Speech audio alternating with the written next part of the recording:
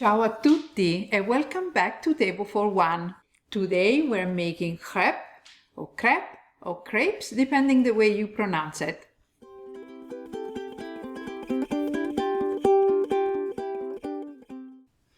To all the French people out there, please forgive me. This is going to be a very simplified version and we're making French chic deliciousness directly out of a blender. Let's start with a trick. If you are lucky and you have your cup from the blender already with the signs, you're good to go. But this is a small blender and there are no signs on the cup. So what I do, the first time you fill the 3/4 cup, you put it in here, and then with a Sharpie you put just a line, so for the next time, this one you don't need it anymore, one piece less to clean. Now we'll start with the real recipe. Let's change camera. This is almond milk. Feel free to use your own milk. With regular milk, it's easier to flip the crepe, everything is easier and better, but I even really don't like milk. Now I fill the cup to that line. The order that you put the ingredients is very important. Put the milk first because it makes it better than when you mix it. Second ingredient is the egg. I use organic from my farmer's market.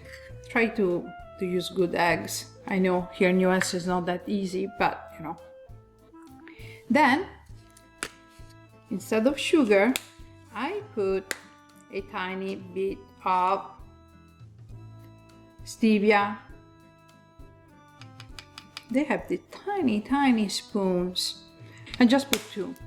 But the most important part is that you have to put flavors, okay? Because when you bake, it's important il profumo. It could be definitely a little vanilla. Now we're going to put the peel, a little peel of orange, or you can put mandarin or lemon, depending what you have. You can put cinnamon, it depends on what you like. But definitely baking requires profumi, odori, smells. I'm putting a little vanilla, not the entire envelope because this is very concentrated and this is a small quantity. Then I put some orange. This is also from the farmer's market. I wash it. Remember here, don't put the white. The white is bitter. We have already life full of bitterness. We don't need extra from the orange. Thank you. Okay, this makes a huge difference when you bake, especially the flavors that are fresh. And 1/3 of a cup of the flour. That's it. E allora cominciamo. Cuciniamo queste crepe. Let's cook these babies crepe. The important part is to grease the pan. Oh no! Let's see now. Can we make it a larger one? Okay, probably this one is slightly too much.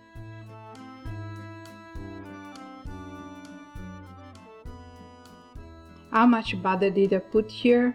I was putting the butter, I think, until I arrived to this area. And then spread it around. Put a flat spatula like this one or similar. You start from the borders like this to detach, but you have to wait a little bit. Don't be wait a little more.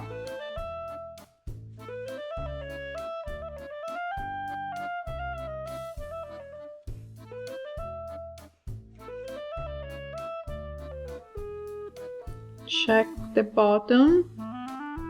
This one is golden. Golden. What I like to do at the end, I flip the entire batch like this because the steam is going to keep them soft.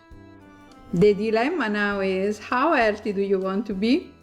If you want to be healthy and sugar-free, you can use almond butter.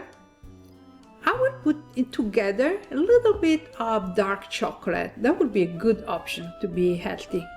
If you don't really care being very healthy and you don't care sugar, and like an Italian French, you can put French jam. If you are Canadian, you can put your fantastic maple syrup. At the moment I don't have it, I have organic blue agave. But just to give you an example, you can put good chocolate if you are in Turin or Belgium, Switzerland. You can put whatever you want. Or if you are like my friend, you know who you are, she would just take one of these, roll it without anything. Yum yum. And these are good. You know why? Because we put the flavor, we put the profumo. The smell of this, the orange and vanilla, really good, believe me. Let me give you a visual of 250 calories. Look, do you prefer this tiny plate with nuts or 1, 2, 3 e 4? Look at this. Now let's fill these babies. If you're like me, obsessed with food, you will notice that the crepe, they have this smooth surface, the top I call it, and the bottom. This is kind of uglier, with more like craters.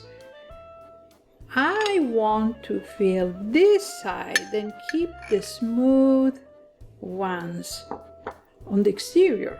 On this side, the filling grabs better. The other side is smoother. I want to talk about something that bothers me so much. I saw that when you buy the crepe, you know what they do? I don't know if you know this, but sometimes they have this gigantic crepe. Instead of filling all the surface, even if you put the very, very thin layer, come on, you must cover. You know what they do?